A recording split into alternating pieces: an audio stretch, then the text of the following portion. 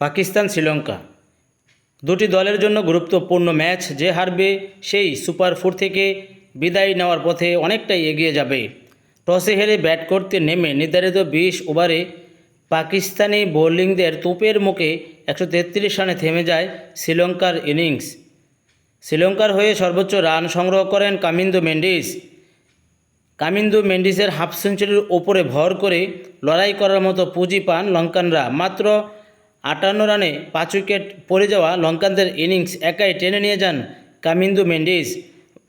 পাকিস্তানের হয়ে বল হাতে সর্বোচ্চ উইকেট শিকার করেন শাহিন শাহ আফ্রিদি। শেষ খবর পাওয়া পর্যন্ত 9 ওভার থেকে 4 উইকেট হারিয়ে 60 রান সংগ্রহ করেছে পাকিস্তান।